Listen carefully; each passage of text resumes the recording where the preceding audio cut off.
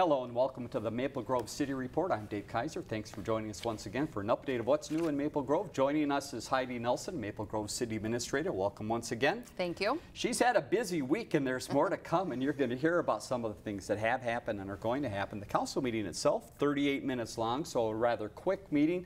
Great fun happening there with the photo contest. We'll tell you about that in a second, and some things coming up in the staff reports as well. But before we get to the regular council meeting, there was a work session that we had mentioned before. This was coming up. A few key topics to touch on: Maple Grove energy plan and zoning violations. So let's touch first on energy planning. What was the discussion there? Yeah, so we've been working on kind of a review of all of our systems in our buildings and lighting and those kinds of things, as well as what our solar opportunities might be at the city. You might have seen recent coverage of some work that the city of Brooklyn Park has been doing. They added solar to a number of their buildings. A lot of cities around the metro area are considering this just to try to not only reduce their operating cost, gain some efficiency in how their buildings are operating, but also, you know, to kind of increase our sustainability efforts. So we had a consultant come in. We've been working with a company called Apex, and they do a lot of work for different municipalities around this area, really assessing kind of all those systems in our buildings and looking for where there's opportunities to increase those efficiencies by maybe, you know, replacing that equipment or changing out lighting systems. And so we really wanted to kind of present that kind of big picture to the council and see if there was interest in proceeding with this. And there was interest in doing so, and so we would be proceeding with kind of an engineering study, a more detailed study with Apex to really look at what projects we'd want to move forward with. So solar was really an area of interest. The city has a lot of flat roof buildings that are sitting, you know, with a lot of open flat roof area. So there's great opportunities to install solar on there and kind of offset that electrical usage in those buildings. So more to come on this one. That directed engineering study is what that next step is called. We'd be moving forward with that here in October, bringing that back to the council, and then that work would commence. Likely see some of these projects deployed in the spring, second quarter of 2020. Very good. Second item at the work session was the administrative fines for zoning violations. Give us a little background and what was decided. Yeah, so pretty high level of volume of work during the summer months around our code enforcement efforts. We get a lot of complaints at the city about, you know, a myriad of things, whether it's lawn grass or outdoor maintenance, you know, exterior maintenance on your home, junk in yards, vehicles, those kind of garbage cans being left out, those kinds of things. And, you know, the lion's share of the population that we deal with, you know, when they get a letter letting them know that there's some issue, a lot of times those issues get resolved. We do have some areas where we aren't able to get resolution, and so we wanted to kind of consider adding a tool to the toolbox here, which is the administrative fine. Here currently, our only remedy is to access the court system for these kind of unresolved code enforcement issues, and that often isn't the most, you know, the greatest place for resolving those kinds of issues is getting into the district courts. So a lot of cities in the metro area have added this tool to their toolbox of administrative fines. People still have all the notice of, you know, one notice and then a second notice before that comes into play, and then of course there's an process around that for the opportunity for appeal in front of a hearing officer, those kinds of things. So looking to kind of move some of these long-standing code violations at some properties that we have in our neighborhoods.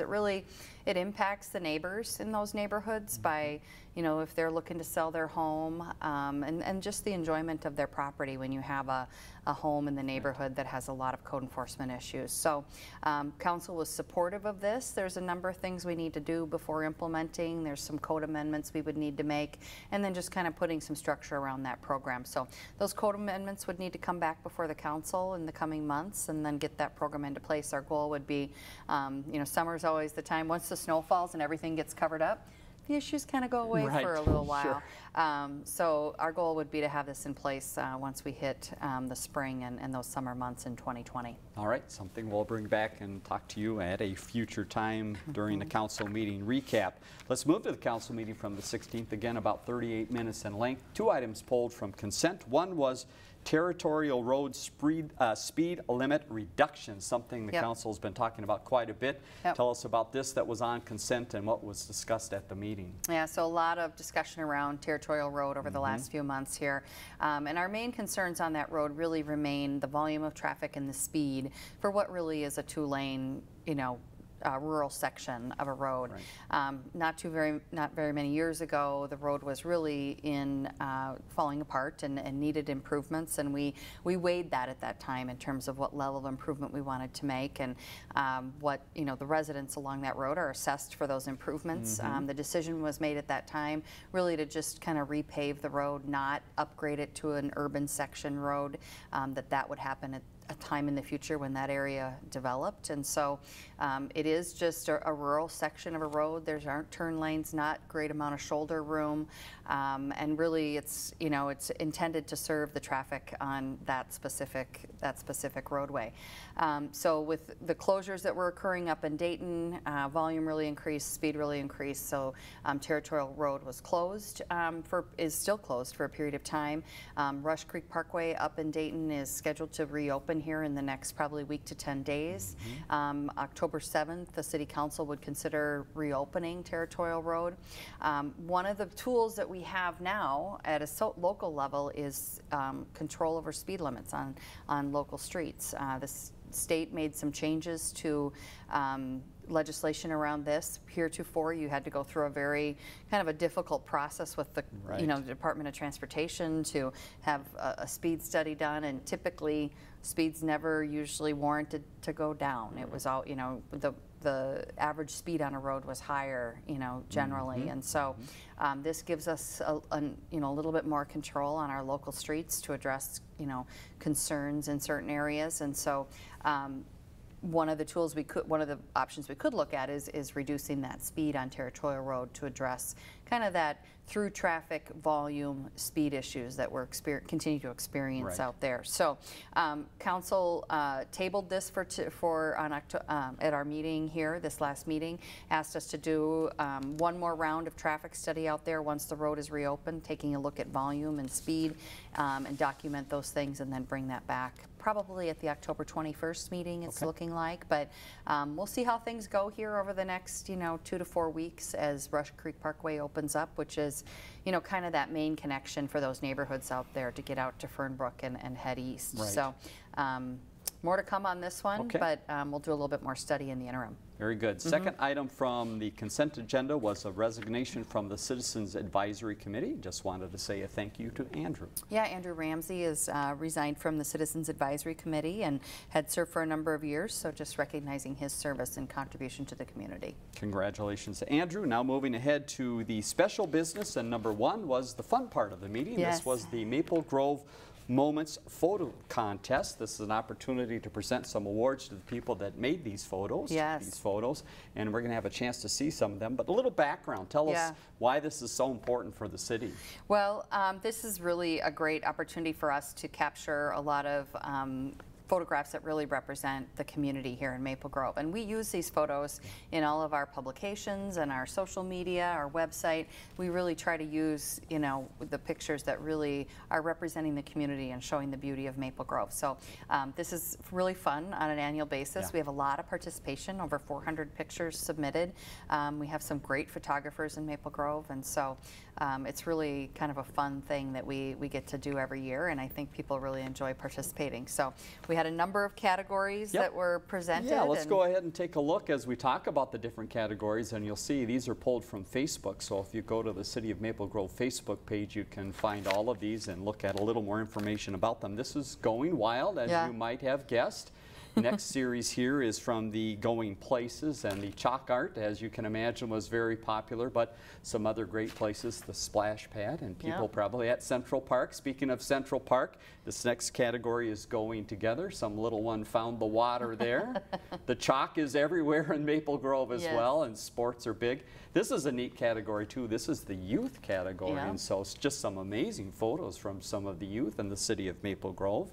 And the final category is Going Natural, so again, lots of trees and great wildlife, places to see in Maple Grove, and you see some of the names there. But again, go to the city's Facebook page to find out more about them. But again, some people at the council meeting, and they look like they had a great time as well. Yeah, it's really a great honor. And one of the projects that we still have pending, that Carol and I keep saying every winter we're going to get after this, it seems like time gets away from us, but getting some of these pictures printed in a bigger format to hang around City Hall. Sure. Just to really kind of reflect the beauty of the community. So again, thank you to everybody who participates. Your work is appreciated and your work is used throughout our publication. So hopefully they'll see that as the newsletter comes out or something appears on our website throughout the year. Great. Congratulations to the winners. Now to some staff updates to wrap up the meeting from the 16th, Community and Economic Development. A number of things coming up. The September 30th meeting looks like it will be busy. Yep, so we have a September 30th Planning Commission meeting coming up. We have 2 subdivisions there. One is Prominence, and that is out on the west side of Maple Grove. I think that one's about 20 lots out there. And then we have a subdivision of 2 lots more up off of 89th Avenue, kind of a smaller, just a lot division. And then we'll also be bringing back the Northwest 610 Master Plan. That's something we've been working on for quite some time here, so we're looking forward to wrapping that work up. Comp plan is in the process too, and just to give you an update, we talked about it a lot in the last couple of years. It's still moving along. Where is it in the process? Yeah, so we're just providing some additional information out to Met Council on that. We're hoping within the next 6 to 8 weeks we will have a final document back from Met Council, and then that'll go back through the council, our city council, to be approved again. But we're hoping to wrap that up here pretty soon. Very good. I mentioned Heidi at the beginning of the program was the tour guide of all tour guides, and one of the ways she's giving tours is to our friends from the south. Yes. So this is part of the Planning Commission report. They were mentioning some people from a suburb of Des Moines, Iowa were coming to town to look at Maple Grove. How did that go? I understand that was today as we're taping this. That was today, just prior to coming over here. And I have to give credit to Joe Hogaboom, our Community Economic Development Director, and then Joe Ammerman is our intern has been our intern this summer. They really kind of organized the tour, but we hosted a group from Waukee, Iowa, quite a few, their mayor and a few of their council members, and then some of their staff.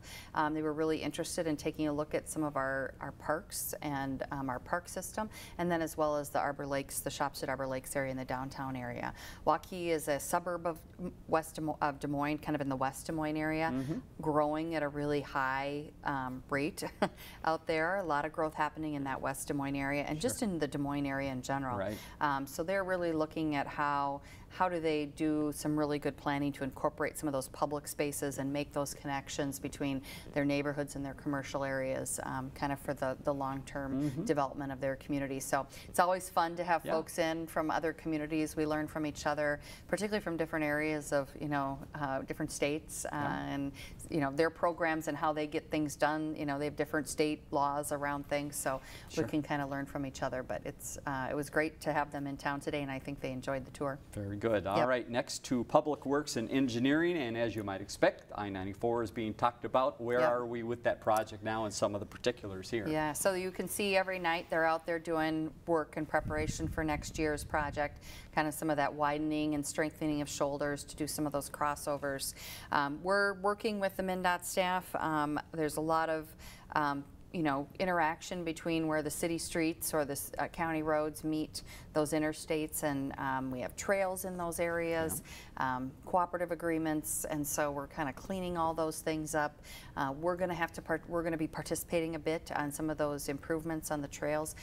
Anytime they come through with a federal project like that or on a federal highway, those trail access points need to be brought into ADA compliance. So we have a piece of that we're going to be working on, and then there's just some construction cooperative agreements that need to be put in place for the bigger part of that project. So all of that kind of technical detailed work is underway and getting ready for next spring. And then on the 26th of September, we're going to be hosting a meeting at the Government Center at 7:30 in the morning.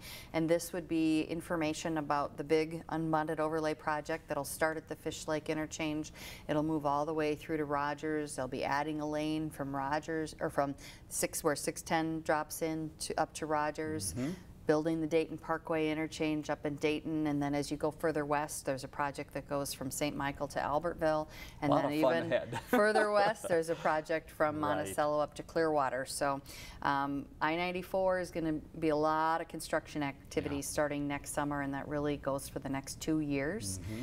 They intend to maintain traffic during those time periods. It'll probably be much like what you experience down on 494, where they'll shift traffic Right. on times a day, that kind of a thing. And you'll have to be really thinking ahead when you're coming to Maple Grove about are you exiting or are you staying the course through town, because Sure. you'll have to get in that selection lane pretty early. So Okay. everyone's welcome to come on the 26th of September. Good. Our legislative representatives will be there.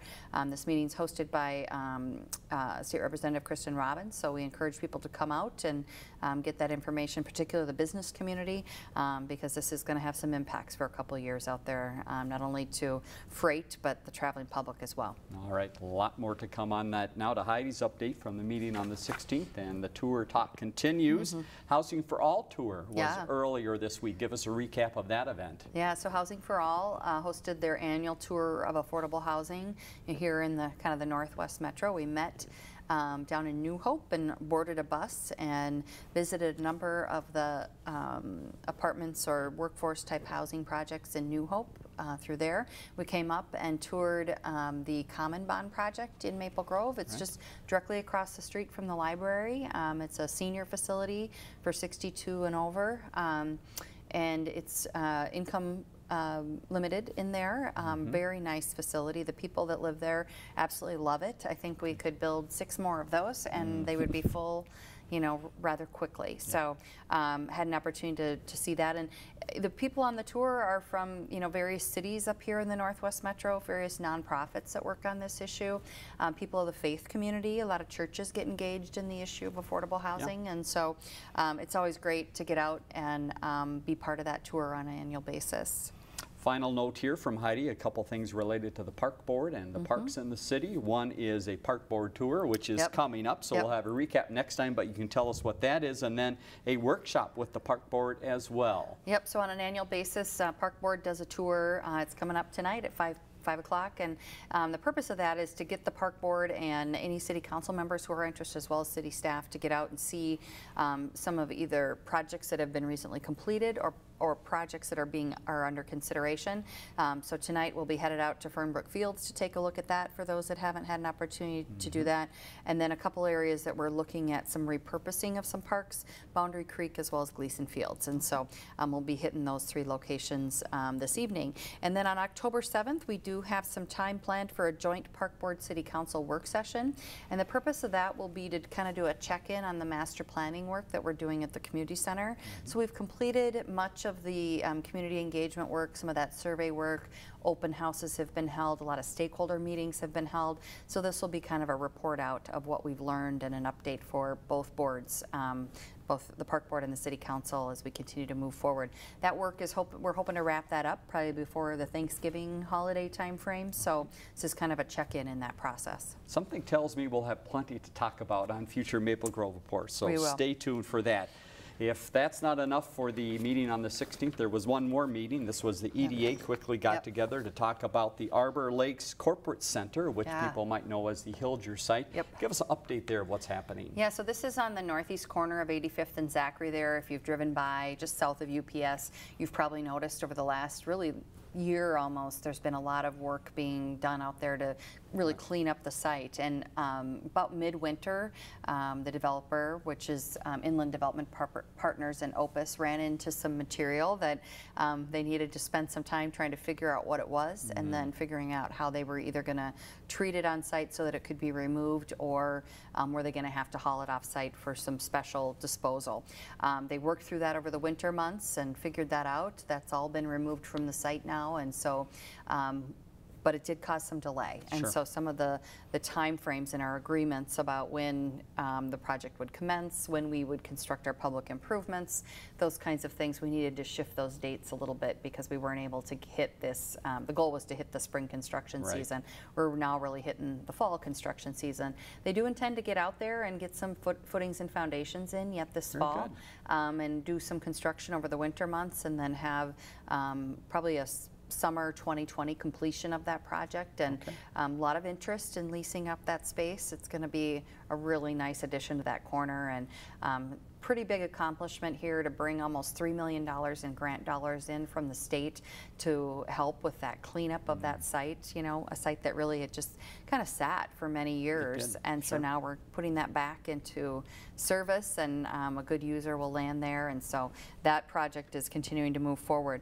The other piece on the EDA agenda was the Twin West Partnership Agreement for Workforce Development. We had entered into agreement with Twin West at kind of the end of 2018 and had been kind of working with them over the last 6 months on that.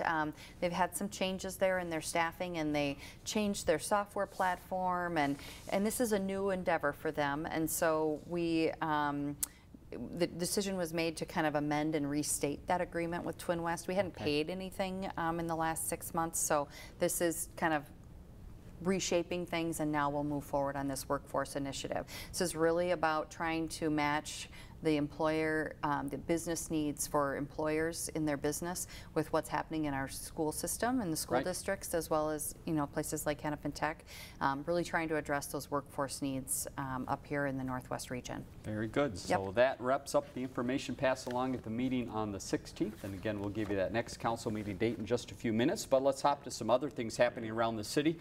And lo and behold, another tour that took place. This was a tour that I think was a week or two ago at this point. This was some very important people coming to town to look at some big issues in the city. Give us a recap of the House Bonding Tour. Yeah, so this was on the afternoon of September 6th. The House Capital Investment Committee came through. They'd been up north, so this was kind of the last stop on a 3-day tour to various bonding projects. We had the opportunity to show them the 610 project and the need for funding to complete that out there. So we stopped up on the 610 bridge as we came from Rogers, and then we went over to the North Metro Range. This is our regional public safety training facility there right off of 89th. We're looking to expand that facility. We currently serve 19 agencies out of that facility, and we're really kind of maxed out. We're running that thing about 18 hours a day. So we're looking to expand that facility, so we have a bonding request in for that as well. I think the tour went well.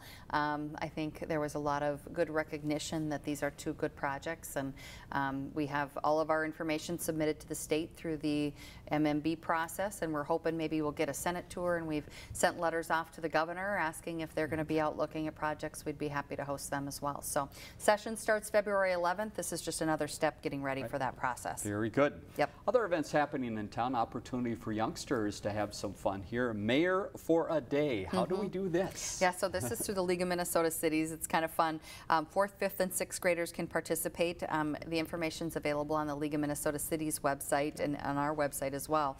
They get to write an essay about what they would do if they were mayor for the day. And a couple of years ago, we had a couple students from Maple Grove that were recognized by the league. We had them come into a council meeting. They got to read their essay and sit in the mayor's chair and use the gavel. It was a fun evening. So hopefully we'll have some youth from Maple Grove participate again. We'll give you the website later on so you can look for more information. Job opening in the city. This happens to be in the police department. We're continuing to recruit for patrol officers. This one is open through Wednesday, October 16th. So if you have an interest, all the information is available on our website. And speaking of the website, we have an opportunity here to tell you about a feature that's on the website that maybe you don't know too much about, but we want to walk you through how to use this. It is the neighborhood information spot on the website. First, tell us a little bit of why this came to be and what the purpose is. Well, we get a lot of calls or a lot of inquiries whether people are looking at buying a home in Maple Grove, or they're new to Maple Grove, or just, you know, things that they're looking for over time. And so I think our notion was to really create a one-stop shop for getting all that information about things pertaining to your home. And it's really about zoning, elections, recreation opportunities around you, public safety, recycling, utilities, all those kinds of things in one place, so that, you know, because those things are all located on various areas in our website or various pages. This really kind of pulls it into one place, and it's interactive. So you can put your address in, and all that information about where you live will pop up and be helpful to you. All right, let's give you an attempt here. Maybe you already called it up on your computer as you're watching the program. People do that nowadays. But in case you didn't, let's walk you through it. So here's the City of Maple Grove's website. So that is the front page you'll come to. Right in the middle, you see those 3 boxes. You want to go to the middle box. That's what it looks like. As Heidi mentioned, neighborhood information one-stop shop. Find out all of this information. Once you click that button, you will go to this page, which has a map of the city, and then it asks you some questions in the middle. Just hit OK to move through the process.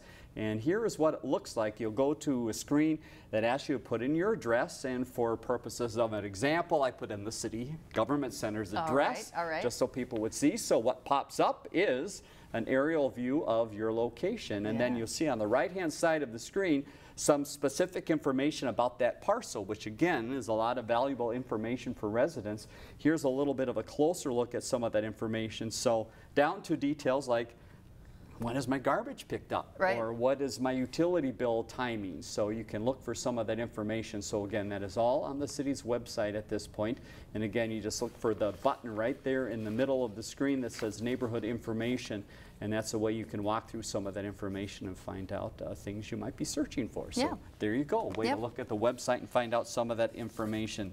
Let's talk about the concert on the lawn. Talk about a big event, a big success in the city of Maple Grove. Over 2,000 people attended. Give us a recap of the fun event. Yeah, it was a great evening, and we were kind of holding our breath a little bit about the weather because it had rained so much during that week. I was very grateful for the forethought that they did in planning that park, because they put great drainage under that great lawn area, and it was intended for events like this and being able to recover from rain or high intensity use pretty quickly. And so we had over 2,000 people in the park. We had great turnout. It was a great evening, great music. The Lions Club was there selling beer. We had some food trucks. It was just a really fun night, and the skies held for us, and even the sun peeked out later in the evening. So, and I don't think there was a mosquito to be found, and it was just a lovely evening. So really big thank you to all the staff that pulled this off, and so we're looking forward to doing it again next fall, probably around the same time. All right, last minutes here. Get your calendar out. We're going to rattle through a few things coming up in the city. One is indoor skating. Believe it or not, you can do that now. You can, yes. So from 7:15 to 8:45 p.m. on Friday, September 20th, enjoy indoor skating at the community center. You get to wear orange and you receive 50% off your admission. Nice. Kind of get people in the spirit here of looking towards colder weather. All right, opposite of the ice would be the pool. Give us a little update on the pool maintenance. Yeah, so we closed down the pool for much of the month of September every year to do maintenance, and we embarked on a flooring project in the changing areas and into the showers over this period. We ran into some more issues than we anticipated, and so the opening of the pool has been delayed. Right now we're projecting October 7th, and I know there's a lot of folks that might have had swimming lessons scheduled, or their routine use of the pool. If you had something like that planned, you should have gotten an email letting you know what the either they're being rescheduled or moved to a different facility, but we're targeting October 7th right now to get that pool back open, but it's really just trying to get these flooring projects finished up and resolve some of the issues that we found as we removed tile and flooring. So, all right, we've got some events coming up in October, November. We're going to hold those to the next program. Let's jump to one, though, that's in September. This is ways to clean up during the fall. So you're encouraging people to take a look in the garage and around the house. How can we clean up? So we have our 2 fall cleanup events. Curbside pickup Monday, September 30th for residents at their home. Then we have cleanup day on Saturday, October 5th from 8 to noon at the Public Works facility. All of the information is available on our website, or it also was included in the fall newsletter. All right, and the city doing some cleanup work as well. You're going to see the street sweepers out there. What's this process all about? Why is it so important? Yeah, we move through the streets every year in the fall to clean up, and we try to start with the areas that don't have a lot of tree cover. The main purpose is to get a lot of the leaves up off the street so they don't end up in the storm drains and eventually in our lakes and streams. And so we'll be out starting in those areas in the next couple weeks, and then hopefully get through everything before the snow starts to fly. All right, we can sneak one more in. So October is Domestic Violence Awareness Month, and the city turns a little purple for that. We do, and so we do our Purple Lights initiative to recognize October as Domestic Violence Awareness Month. So the lights at Town Green turn purple, as well as the 2 trees kind of at the entrance of the Maple Grove Public Safety Facility. We will be doing some increased education and awareness during this time as well. This is a really important issue for our police department, and we do have resources available for those in the community that are dealing with these issues, and we hope that they'll reach out anytime that they need help with these issues. All right, well, fall is always a busy time for the city, as you see from the events. Heidi, thank you very much for the information. Let's go to the next council meeting date and also the website. Next meeting is on October 7th. It is at 7:30 at the Government Center. You see the information in the middle of the screen on the city's website. We gave you a lot of information, some events coming up for Halloween as well that we didn't get to, but go to the city site to look for more information. For Heidi Nelson, I'm Dave Kaiser. Thanks for joining us on the Maple Grove City Report.